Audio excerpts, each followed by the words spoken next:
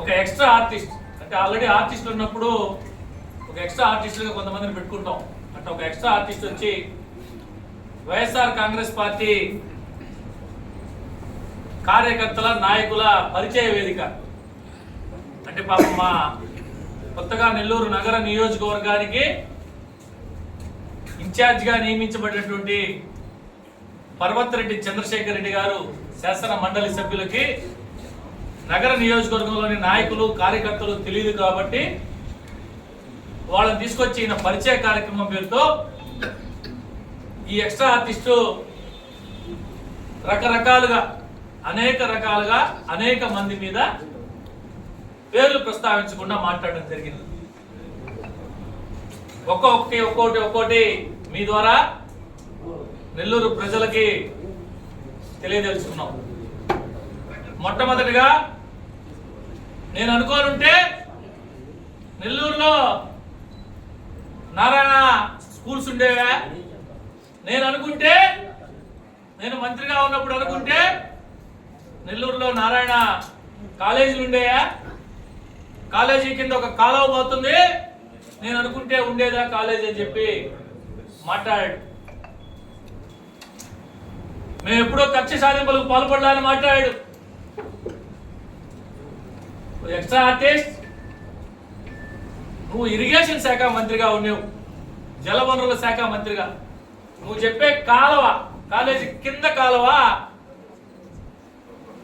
నీ శాఖ పరిధిలోదే. నిజంగా అది కనుక కింద కాలం ఉండి అక్రమ నిర్మాణం అయితే నువ్వు ఎందుకు చర్యలు తీసుకోలేదు? దాదాపు 2.5 సంవత్సరం పాటు నువ్వు మంత్రిగా ఉన్నావు, సంబంధిత శాఖ మంత్రిగా. నువ్వు ఎందుకు చర్యలు తీసుకోలేదు? అసలు నువ్వు కక్ష సాధింపు చర్యల గురించి నువ్వు మాట్లాడేది. ఈ ఆంధ్ర రాష్ట్రంలో నారాయణ సార్ మీద గత ప్రభుత్వం పెట్టినన్ని కేసులు, చేసినన్ని అరాచకాలు బహుశా ఎవరి మీద చేసి ఉండరేమో.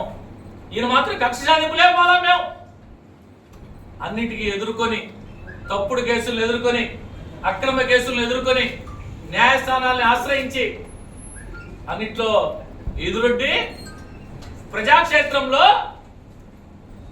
72,460 ఓట్ల పైచిలకు మెజార్టీతో విజయం సాధించిన వ్యక్తి పొంగూరు నారాయణ గారు.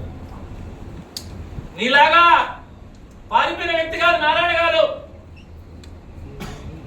జిల్లా వదిలేసి ఇక్కడైతే నాకు డిపాజిట్లు కూడా ఉండవు, నేను నెల్లూరు నగర నియోజకవర్గానే కాక జిల్లాని సర్వనాశనం చేశాను,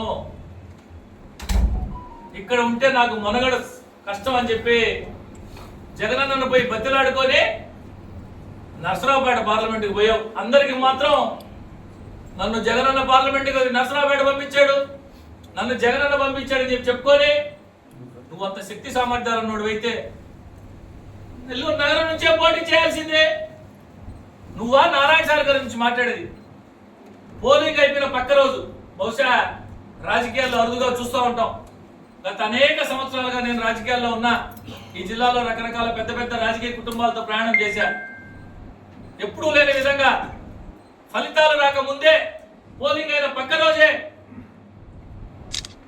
నేను నా కుటుంబం యొక్క సొంత నిధుల నుంచి కార్యకర్తల కోసం, ఎవరైతే తెలుగుదేశం పార్టీ కోసం కష్టం చేశారో వారి సంక్షేమం కోసం మా సొంత నిధులు, మా కుటుంబం యొక్క సొంత నిధులు ప్రతి సంవత్సరం 10 కోట్ల రూపాయలు, 5 సంవత్సరాలకి 50 కోట్ల రూపాయలు నేను వెచ్చిస్తా అని చెప్పి గర్వంగా చెప్పిన నాయకుడు డాక్టర్ పొంగూరు నారాయణ గారు.